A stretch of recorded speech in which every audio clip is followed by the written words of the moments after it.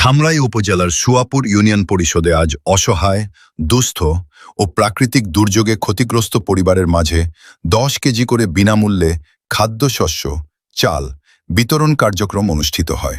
অনুষ্ঠানে প্রধান অতিথি হিসেবে উপস্থিত ছিলেন ঢাকা 20 আসনের মাননীয় সংসদ সদস্য আলহাজ মোহাম্মদ তমিজউদ্দিন।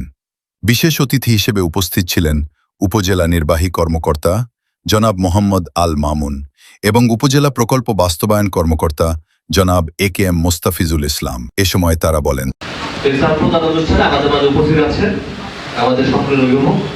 আপনাদেরই সবার কথা, সবার অধিকারের কথা, ন্যায্যতার কথা যে বলেন আজকে অনুষ্ঠানে সম্মানিত প্রধান অতিথি। ঠিক আছে তো নাকি? আপনাদের সবার নেতা না? সবার নেতা।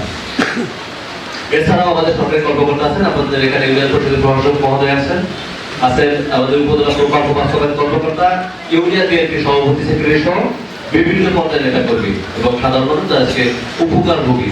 যারা আলহাজ তমিজউদ্দিন মহোদয়ের মাধ্যমে আজকে এখানে বিতরণ হচ্ছে। আপনার সবাই অবগত আছে যে গ্রামে থেকে তালিকা করে এখানে আনা হয়েছে, অফিসে বসে না, ইউনিয়ন পরিষদ জানেও না কোথা থেকে আনা হয়েছে। আপনাদের কাছ থেকে আপনাদের মাধ্যমে তালিকা এনে আজকে চাল বিতরণ করা হচ্ছে এবং গোপনে রাতে গিয়ে বাড়ি মানুষ বাড়ি বাড়ি গিয়ে চাল দেওয়া হচ্ছে না। আমি যেভাবে চলতে চাই এভাবেই যেন আমাদের নেতারাও চলে, আমরাও চলি, তাহলে আমার দৃঢ় বিশ্বাস ধামরাইটা একটা সুন্দর ধামরাই হয়ে যাবে, নিরাপদ ধামরাই হবে, একটা শান্তিপূর্ণভাবে বসবাস করার জন্য একটা উপযোগী ধামরাই হবে, যেটা করতে কোনো টাকা পয়সা লাগবে না। আপনি তো শান্তিতে ঘুমাতে চান, তাই না?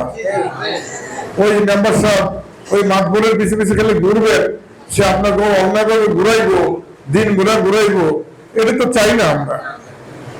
আপনার ভোট দিচ্ছেন বলে তো আমি এমপি হয়েছি নাকি? আপনি ভোট না দিলে আমি এমপি হতে পারতাম? তাহলে আমাকে তো বুঝতে হবে যে আপনারা হলেন আমার মূল মানুষ, মূল শক্তি আপনারা। এখানে বড় লোক ছোট ধনী গরিবের প্রশ্ন ওঠে না। সবচেয়ে যে গরিব মানুষটি, একেবারে নিম্ন আয়ের মানুষটি অথবা অসুস্থ মানুষটি, সে যে ভোটটা দিয়েছেন আমার ভোটের চেয়ে কি তার ভোটের দাম কম? তাহলে কেন আপনারা বুঝে নেন না আপনাদের আসল জিনিসগুলো কেন বুঝিয়ে নেন না? আমি ছোট্ট করে বোঝাতে চাই, মাত্র আমাদের বয়স হচ্ছে 4 মাস, তাই তো? আপনারা ভোট দিয়েছেন 4 মাস কয়েকদিন হয়েছে। এর মধ্যে আমরা চেষ্টা করতেছি। আপনারা দেখেছেন এই ধামরাই একটা কৃষি প্রধান এলাকা।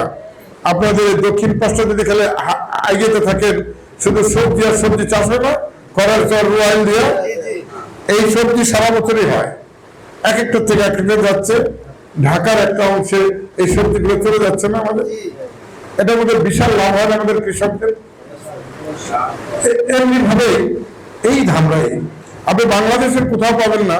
একটা উপজেলাতে 200 ইটভাটা আছে, 10টা পাবেন, 20টা পেতে পারেন, 20টাও পাবেন না। কিন্তু এখানে 200 ইটভাটা থাকুক, 2000 ইটভাটা থাকুক, আমার কোনো আপত্তি নেই। কিন্তু সরকারের নিয়ম কানুন মেনে আমার এলাকার মানুষদেরকে রক্ষা করে তারপর করুক, আমাদের কোনো অসুবিধা নেই।